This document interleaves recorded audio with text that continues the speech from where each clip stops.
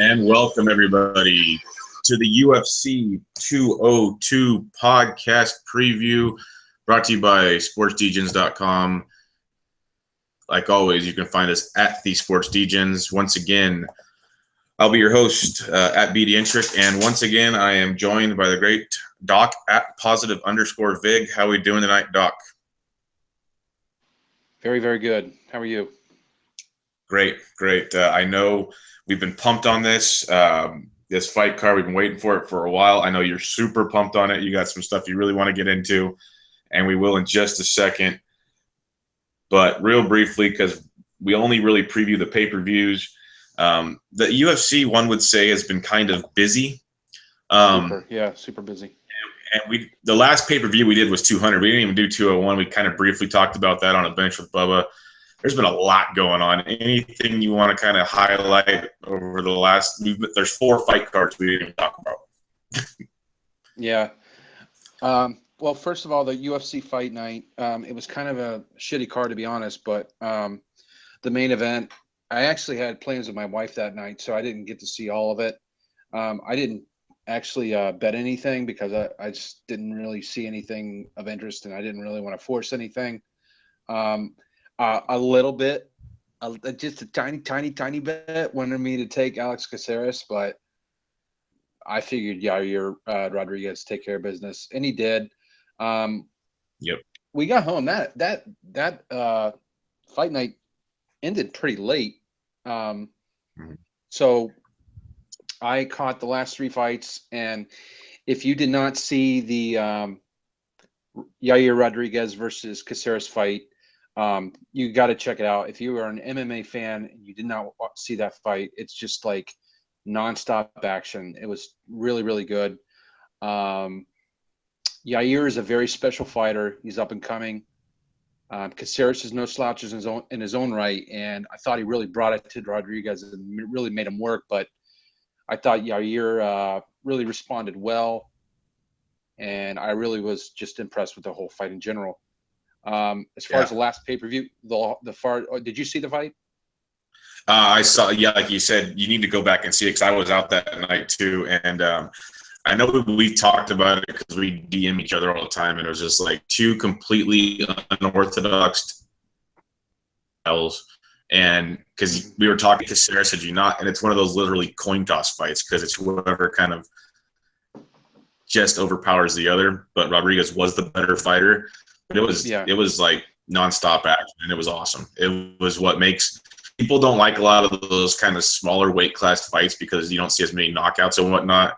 But that's what you see in those fights with the top echelon fighters, and it was awesome fight. Yeah, Rodriguez is just he's special. He's definitely special. He's a special, very special. We're talking 201, and this is the year of you can't hold your belt. And you picked this fight, and I will leave the floor on Tyron Woodley as the new champ.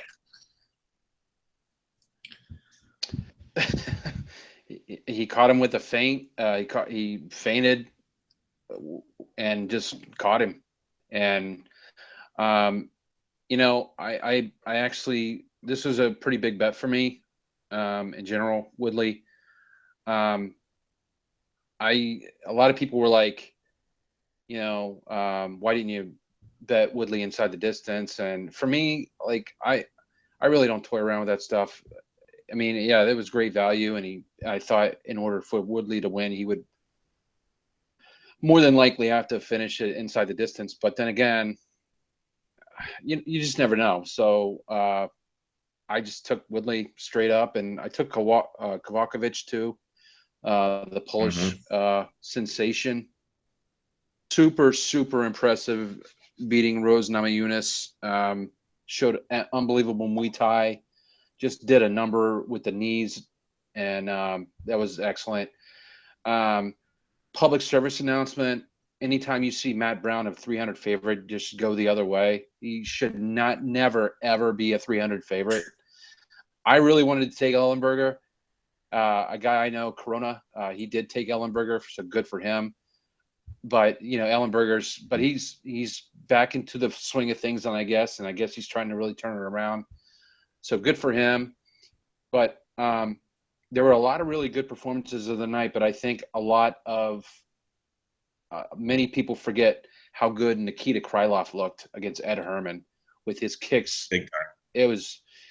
It was really, really impressive. And Krylov, if he really applies himself, he can really do a lot.